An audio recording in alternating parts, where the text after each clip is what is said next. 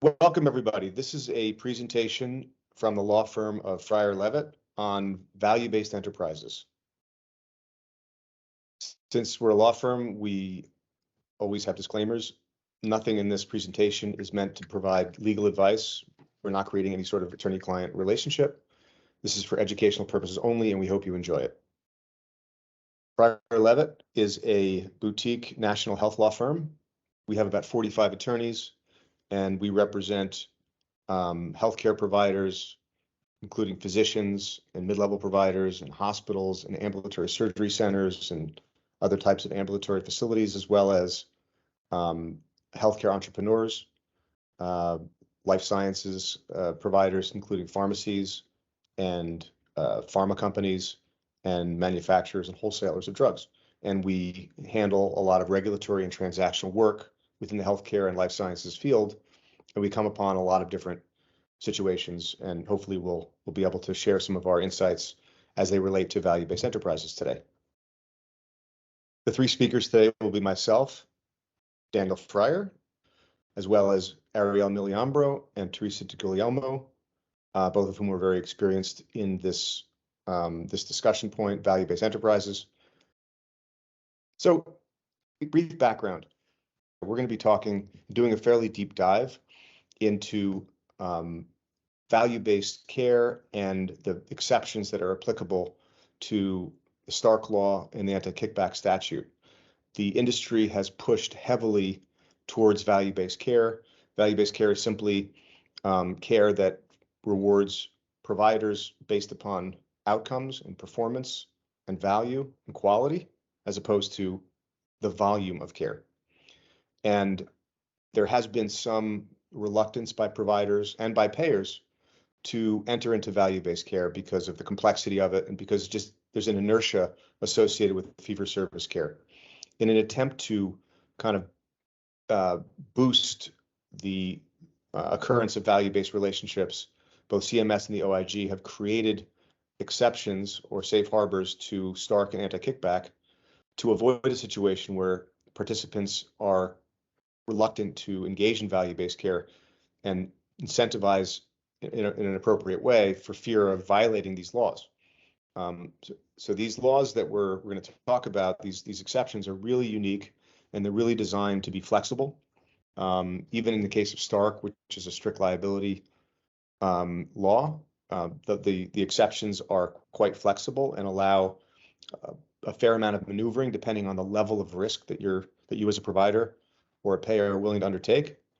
And we'll get into some of the details over the course of this presentation. So we're going to start off talking about the Stark value-based enterprise exceptions. The Stark Law, as some of you may know, is a federal law that prohibits physicians from referring Medicare or Medicaid patients for certain designated health services, also called DHS, to an entity in which he or she has a financial relationship. The DHS would include things such as radiological imaging, radiation therapy, pharmacy, drugs, inpatient, outpatient hospital services, physical therapy, and some other items. So as I mentioned, Stark is strict liability, which means that there is no intent requirement to establish a violation of Stark. One can violate the terms of the law without meaning to, without intent, and still be liable under the law. And it's a significant and a fairly powerful law because effectively any claim that's submitted within the construct of a transaction that violates Stark could be considered a false claim. The Stark Law does have a variety of exceptions. The most notable in most cases that we've come across with physicians is the in-office ancillary services exception, which is used frequently to protect the types of arrangements that occur within a group practice.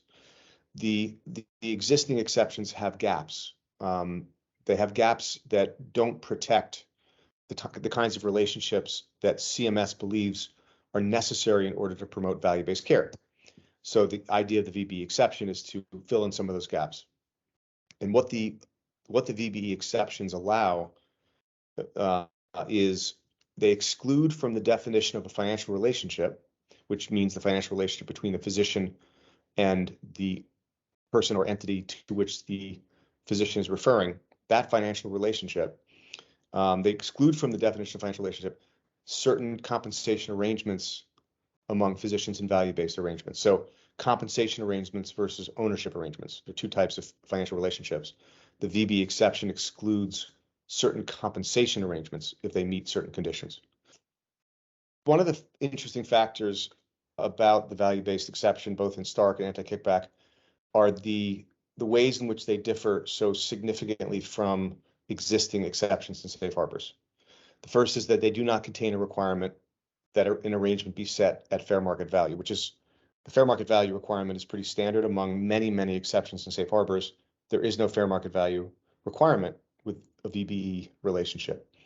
They do not require, the exceptions don't require that compensation be set in advance, which means compensation can vary potentially based upon the volume or value of referrals, depending on whether you're looking at Stark or anti-kickback and what level of risk you're undertaking. They allow for directed referrals of patients to specific providers. So in other words, physicians can be required within a value-based arrangement to make referrals to specific modalities or physicians as long as certain conditions are met.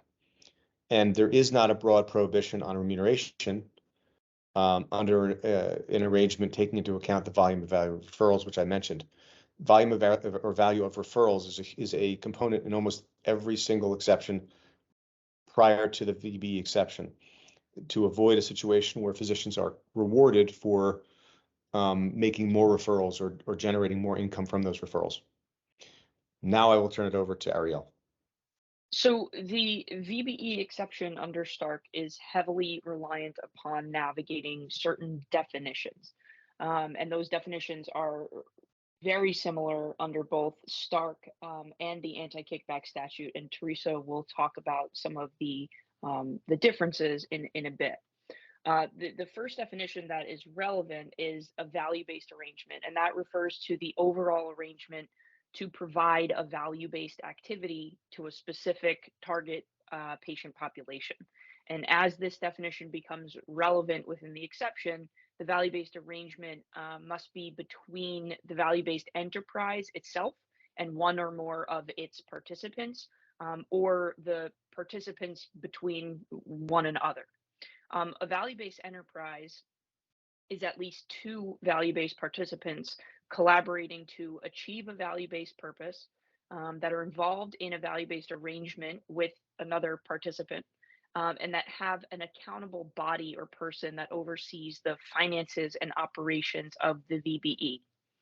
The individual or entity responsible for that oversight can be a governing board, a committee of a governing board, or a corporate officer of the legal entity that is the VBE, or it can be a party to the value-based arrangement. All of those options, which are explicitly laid out by CMS in commentary, indicate that the accountable body here should be someone internal to the VBE. So it's something that this oversight is something that likely should not be outsourced. However, the accountable person can rely upon reports or analytics that could be prepared by a third party for their review. And finally, the VBE also has to include a governing document that describes the VBE and how the participants are going to achieve the value-based purpose. A VBE is a very broad definition, but commentary on the final rule indicates that it may only include organized groups of healthcare providers, suppliers, and other components of the healthcare system that are collaborating to achieve value-based goals. So if a non-provider or non-supplier sought to become a value-based enterprise participant, they would need to be considered a component of the healthcare system. Value-based activity can be any of the following, provided that they advance the defined value-based purpose. So it can be the provision of an item or service, the taking of an action, or the refraining from taking an action. And when you couple those three options for a value-based activity together, it can really be anything. And this is deliberately broad in this definition to provide VBE participants with the flexibility to design innovative arrangements that further value-based purposes. A value-based purpose can be coordinating and managing care, improving quality of care, reducing costs to payers without reducing quality, or transitioning from payment models that are based on volume to payment models based on quality of care. A value-based purpose must be one of those four purposes, but it can be any of the four. It doesn't need to be all of the four. And so this too is very flexible. And on top of that flexibility in the definition, nothing in the final regulations requires that a value-based purpose be achieved in order for the value-based arrangement to be protected under the exception.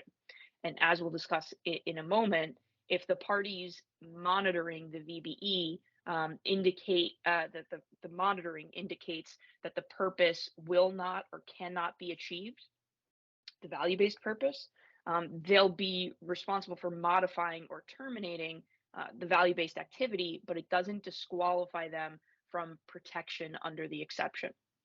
A target patient population is an identified patient population that's selected based on legitimate and verifiable criteria.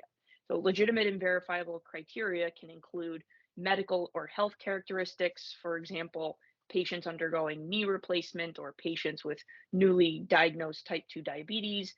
It can include geographic characteristics, such as all patients within a particular county or a set of zip codes. It can include payer status, so all payers with a particular health insurance plan or payer, or any other defining characteristic. The most significant limitation on defining a target patient population is that it's prohibited to select only lucrative or adherent patients while avoiding costly or non-compliant patients. So cherry picking the lucrative patients or lemon dropping the costly or non-compliant patients. Even though those might be verifiable, CMS would not consider that selection to be legitimate. So both Stark and the anti-kickback statute have different requirements for value-based arrangements to meet an applicable exception depending on the level of risk the parties undertake. So for value-based enterprises that are at full financial risk, the requirements are more flexible than parties who are at no financial risk. So full financial risk, for example, means that the VBE is financially responsible on a prospective basis for the cost of all patient care for a specific target patient population. On the anti-kickback side, if there's no financial risk, financial remuneration cannot even be protected by the safe harbor. Only in-kind remuneration is eligible for protection on the anti-kickback statute side, which Theresa will get into shortly.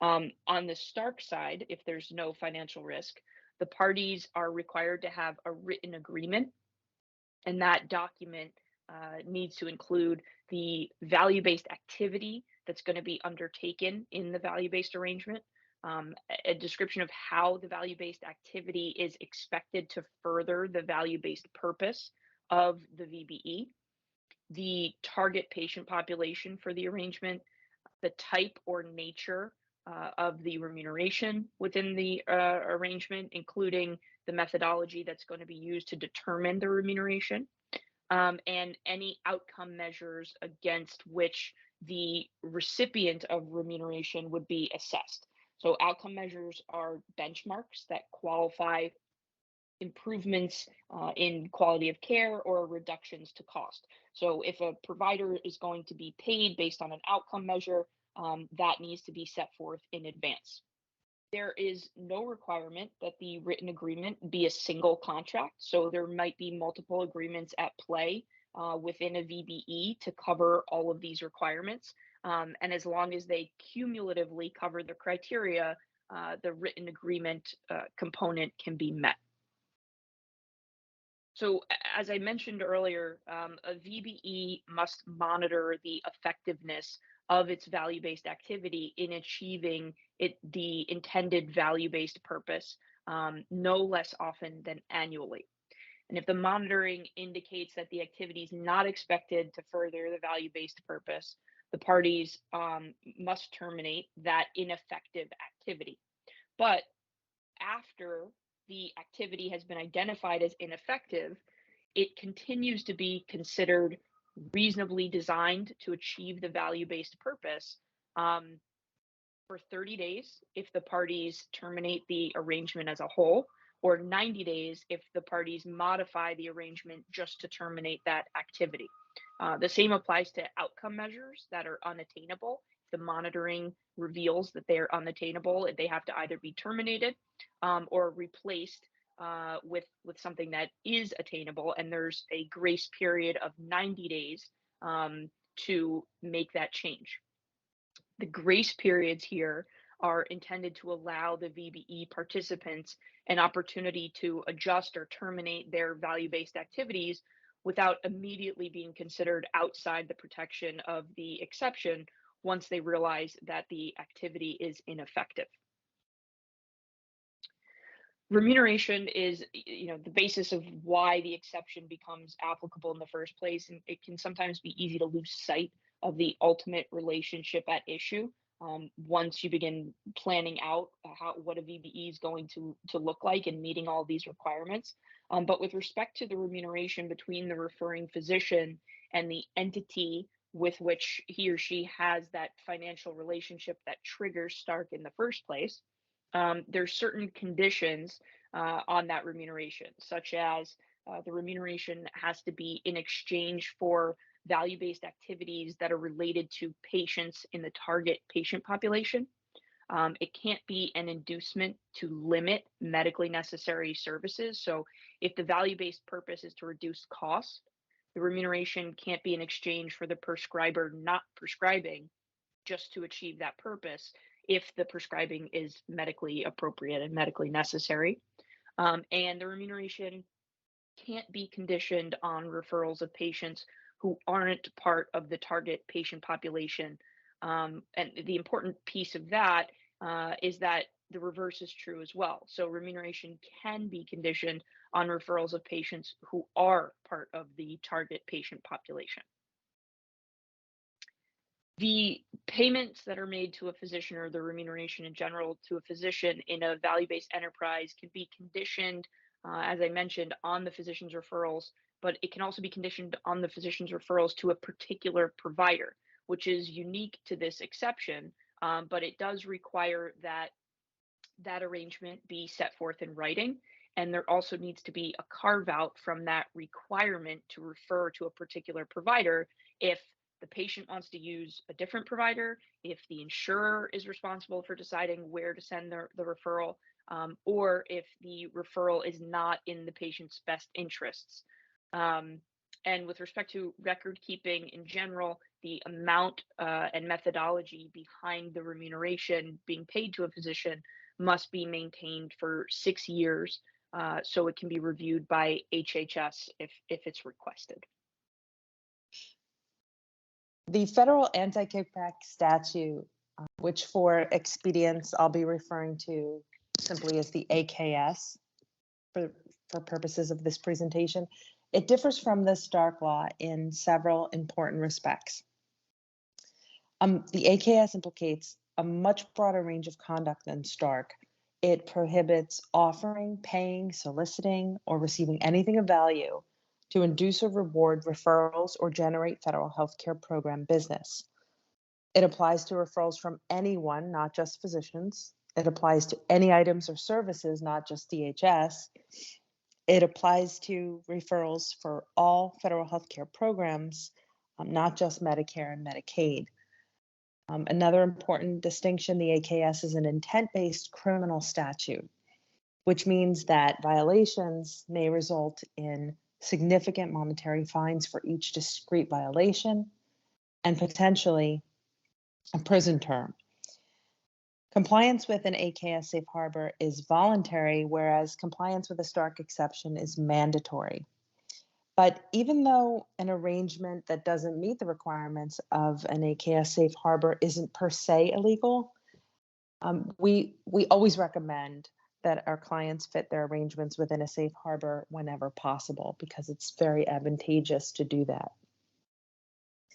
The differences between Stark's value-based exceptions and the AKS value-based safe harbors have created a dual regulatory environment, which some may view as frustrating, but it was actually not an accident. It was by design. This is because the fact that parties comply with Stark is really not evidence that they don't also have the intent to induce or reward referrals for AKS purposes.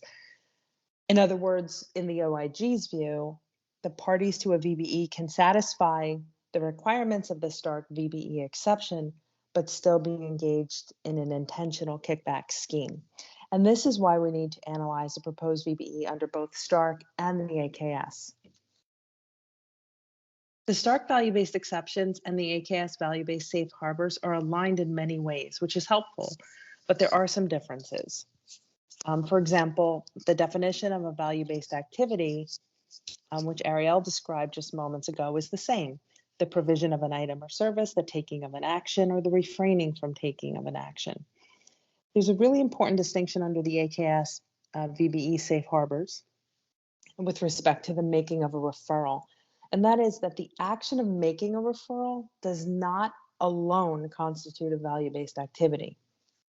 So as an example, if an oncologist who is a VBE participant refers patients for a genetic lab test to determine the patient's likelihood of responding to chemotherapy, the referral alone may have tremendous value in the sense that it would yield information that leads to more targeted treatment and improved outcomes. But in order for that to qualify as a value-based activity, the physician making that referral would need to do more. That might include following up the results, counseling the patient, arranging for appropriate consults. It would just not be enough to make the referral. And I think this example also reinforces an important point to keep in mind when structuring a value-based enterprise. The VBE nomenclature includes words that have an ordinary meaning, but to qualify for the protection of a Stark exception or AKS safe harbor, the VBE participants need to strictly adhere to the definition set forth in the final rules, not what they subjectively think of as having value in the plainest sense of that word. And this is an important example of how something of value doesn't quite pass muster. Based on its enforcement and oversight work, the OIG has created this list of entities that are not permitted to rely on the protection of the value-based safe harbors. The concern here from the OIG was that certain entities might misuse the VBE safe harbor to offer remuneration for the marketing of their products rather than create value. And that value is for patients, providers, and payers, which would be the goal of value-based enterprises. So these entities are viewed as presenting an elevated risk of fraud and abuse, and that is why they are not afforded the privilege of relying on the protection of the value-based safe harbors. An important takeaway from this should be that the listed parties are not limited from contributing to value-based activities or contracting with VBEs. It just means that as ineligible entities, they can't enjoy VBE safe harbor protection. We know from my colleagues' comments that CMS promulgated 3 VBE exceptions along a continuum of risk, and the OIG did the same with its VBE safe harbors. For purposes of this webinar, we're focused primarily on the care coordination safe harbor because that's the one that doesn't require financial risk. Like the Stark value-based arrangement, it provides an opportunity to sort of acclimate to the value-based environment with the goal of eventually migrating toward greater risk. I'll briefly address some of the requirements of this safe harbor, and I'll highlight a really notable difference between the safe harbor and its counterpart, Stark exception. Here we have a requirement of a written agreement. It's very similar to what Arielle described as required documentation for Stark purposes, We need a description of the value-based purpose, the value-based activities, the term, the target patient population, outcome measures. I'd like to make 2 points about outcome measures. The OIG provided commentary in its final rule that gives some insight as to what constitutes acceptable outcome measures. And 2 points I'd like to share. One is that the goal is really to show measurable improvements. And the OIG made it clear that maintenance of the status quo or merely nominal improvements would not be sufficient. And the second point is that the measures cannot be solely based on patient satisfaction or convenience. That's considered way too subjective. The OIG commented that patient satisfaction doesn't always actually correlate with the quality or the efficiency of the care. So an example of something more concrete might be the timing of access to certain testing and evaluation services because it's something more measurable.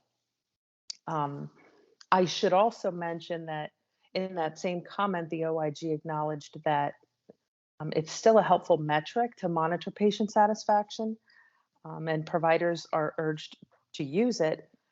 It just can't be the sole outcome measure for purposes of the VBE safe harbor. Another element here is that the VBE must have a required process for monitoring, assessing, and this is key, prospectively revising an outcome or process. This is to encourage innovation, and this mechanism to revise as you go along just sort of ensures that the parties aren't going through the motions, but actually that these outcome measures are truly meaningful tools that are advancing the care coordination goals. A lot of the elements required in the written agreement are the same for the Stark exception and the AKS safe harbor, but here the description of remuneration must also include the offerer's cost and the recipient's cost sharing contribution. This is unique to the AKS safe harbor and an important difference. Even though the AKS exception and the Stark exception and the AKS safe harbor are both no risk options, this is one of the important differences between them. Neither requires the parties to assume financial risk, but from the OIG's perspective, there's a heightened risk of fraud and abuse, and they're stricter about the type of remuneration that can be exchanged. So because the OIG views cash and cash equivalent remuneration to be more likely to interfere with clinical decision-making, and in some instances actually incentivize overutilization, the only allowable remuneration under this safe harbor is in-kind remuneration. That's non-monetary in nature. An example might be the provision of staff or office space. And it's a significant limitation when you compare it to the Stark exception. There's also a cost sharing requirement here where the recipient must pay at least 15% of the offerer's cost. 15% is the amount that the OIG deemed sufficient to create some accountability and engagement of the recipient. But again, this is a limitation that we don't see in the Stark counterpart, in the no risk category. There's an additional safeguard which is also required under Stark's exception, and that's the requirement that the arrangement be commercially reasonable. This is important to avoid a situation where someone's receiving more remuneration than necessary. The presumption is that excess remuneration in that instance may be a reward for referral. So it's interesting that we have a lot of bright line definitions in the VBE world. And it's a little disappointing that here the OIG didn't provide us with a definition of commercially reasonable, but I mean, they did comment that it's a judgment based on the totality of facts and circumstances, and that would include both financial and non-financial terms, but that's all we have by way of a definition. What we do have, though, luckily, is an example. And it's a straightforward example, I think, of how the OIG would analyze an arrangement.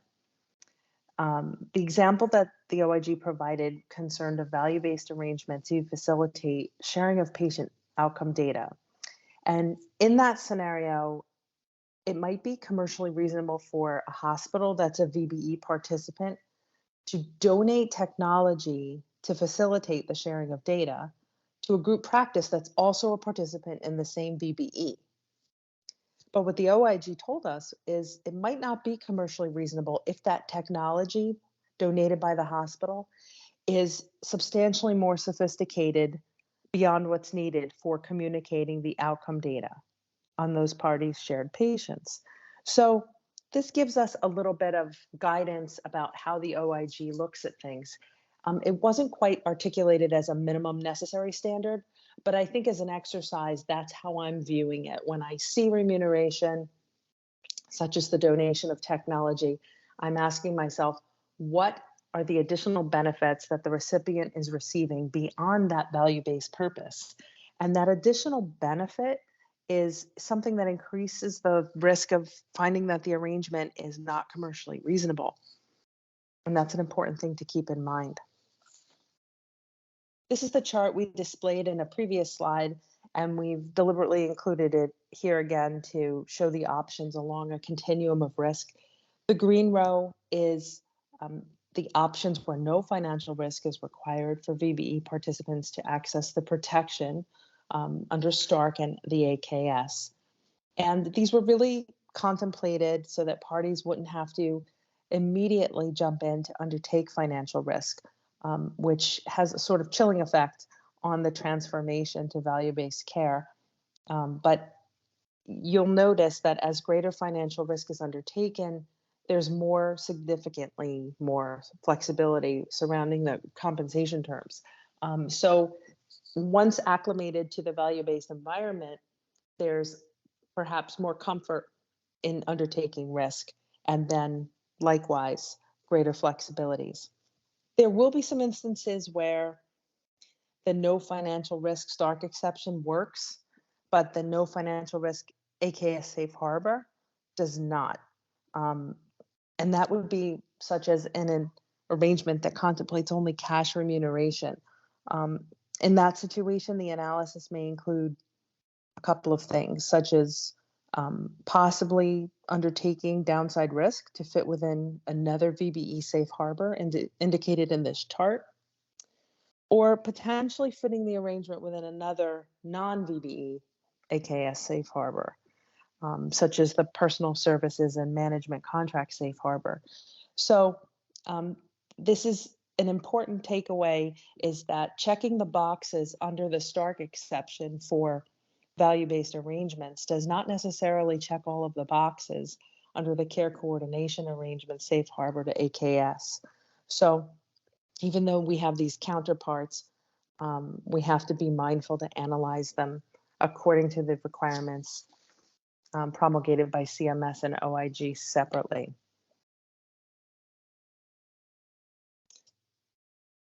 There are some limitations on the value-based exceptions for both Stark and anti-kickback. Specifically, most states have their own equivalent self-referral prohibition or anti-kickback law.